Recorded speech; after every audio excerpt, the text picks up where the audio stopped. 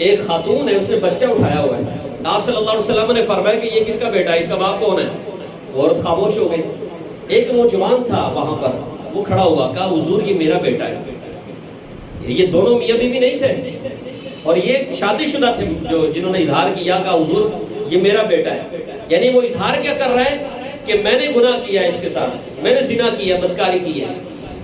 رسول پاک صلی اللہ علیہ وسلم خاموش ہو گئے. پھر تھوڑی دیر کے بعد حضور نے پھر پوچھا، فرمایا اس کا باپ کون ہے؟ عورت خاموش ہے، لیکن وہ پھر کھڑے ہوئے کہا حضور یہ میرا بیٹا ہے. اب اس صورتحال میں، اس کیفیت میں، جبکہ 4 گواہ موجود نہیں ہے، اگر کوئی شخص اپنے اوپر الزام کو ثابت کرتا ہے کہ میں نے یہ گناہ کیا جس پر حد جاری ہوتی ہے، تو اسی گواہی مانی جائے گی اور اس پر حد جاری ہوگی.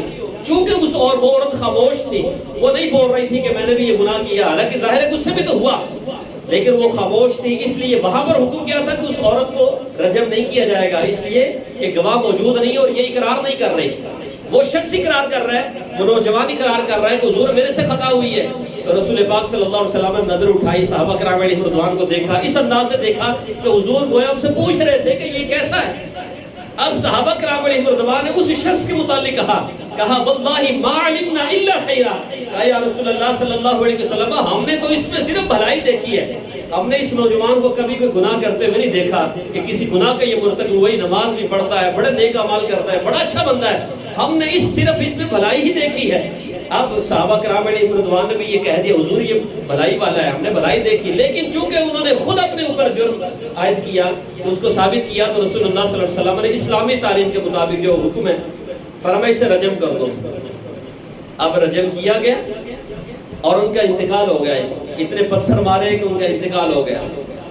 اب جب ان کا وصال ہو گیا نا، تو ایک ان کے والد آئے، یعنی جن کو رجم کیا گیا تھا ان کے گھر خبر پہنچی اس طرح اس نے اقرار کیا آپ کے بیٹے نے اور ان کو رجم کر دیا گیا. تو ان کے والد آئے پوچھنے کے لیے، صحابہ سے پوچھ رہے ہیں کہ میرا بیٹا کہاں ہے.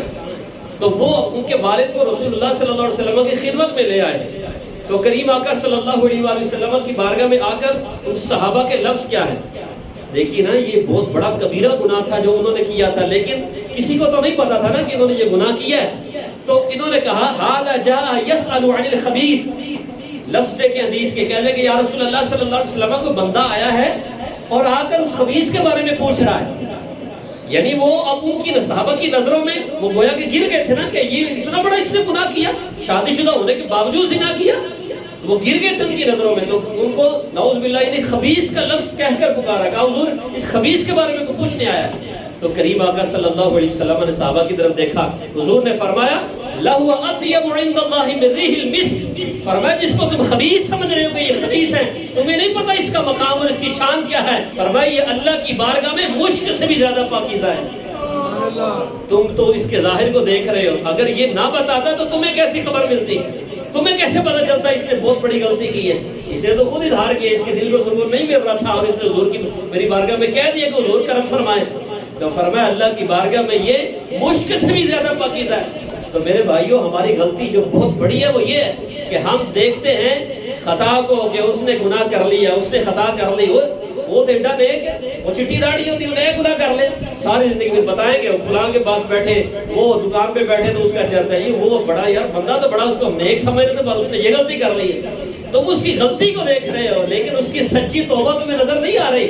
تمہیں نہیں پتا تنہائی میں وہ کتنا رویا ہوگا، تمہیں نہیں پتا اللہ کی بارگاہ میں کتنا گڑ گڑایا ہوگا. تو میرے عزیز بھائیوں کبھی بھی کسی پر انگلی نہ اٹھاؤ. رسول اللہ صلی اللہ علیہ وسلم دیکھیں اب اس سے خطا وہ ہوئی جس پر حد جاری تھی، رسول اللہ صلی اللہ علیہ وسلم اس پر حد جاری فرمائیے، لیکن اس کے باوجود بھی حضور نے فرمایا اسے خبیث نہ کہو. تم نے اس کے ظاہر کو تو دیکھا، اس کی توبہ کو نہیں دیکھا. اگر اس کے دل میں ملامت نہ ہوتی تو یہ کبھی بھی اظہار نہ کرتا. کون چاہتا ہے کہ سب کے سامنے مجھے شرمندگی اٹھانا پڑے؟ کون چاہتا ہے کہ میری عزت نیلام ہو جائے؟